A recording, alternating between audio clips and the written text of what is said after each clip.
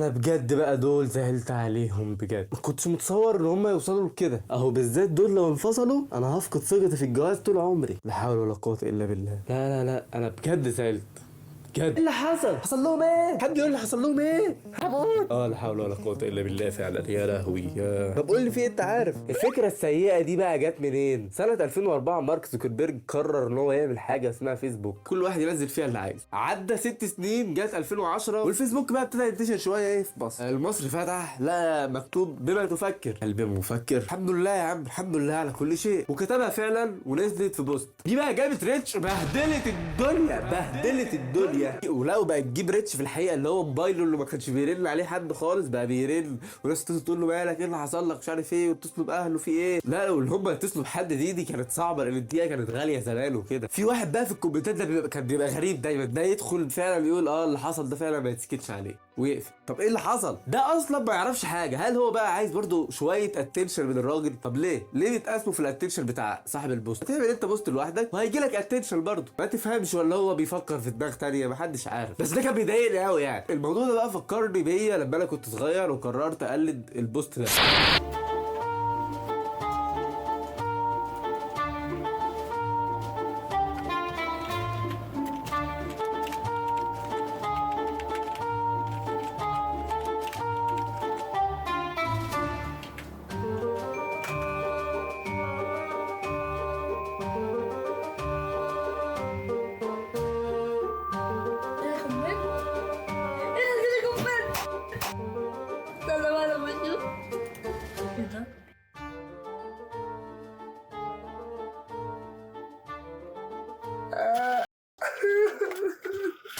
طفولة قاسية، ولكن ما كنتش اتصور ان الموضوع ده يفضل معانا لحد 2023. ان الفضول بتاعنا ده الحاجة الوحيدة اللي مش بتفقد الشغف. ده بعد صاحبي اللي كان عايز يفتح مشروع كبير جدا واحنا قاعدين على القهوة، وقرر ان هو يعمل زبادي. قال لنا هتجيب جهاز زبادي ده اللي هو بتجيب زبدية واحدة وتحط منها معلقة في كذا كوباية وتحط لبن وبتعمل لك من الزبدية واحدة زبادي كتير. كلنا اتحمسنا للفكرة ويلا بينا، والفكرة كانت جميلة. قال لنا ان احنا هنجيب الزبادي دي وهنعملها وننزل للبقال صاحبنا نقول له خد الزبادي دي بقى بسعر اقل من المنافسين، وكلنا بتحمسنا. ولكن احنا سيبناه في اول لما عرفنا ان الجهاز غالي شويه، كان ب 1000 جنيه ولا حاجه، بعناه في اول ثانيه. ولكن هو كمل لوحده وصرف كل الفلوس اللي محوشها على المشروع ده. وبعد ما نزل البقال وافق فعلا وباع لزباين كتير جدا. ولكن الزباين لما اشتروها حصل لهم حاجه محدش كان يتوقعها، حاجه تزعل بجد وتصدم. لا حول ولا قوه الا بالله. بصراحه اللي حصل لهم ان للأسف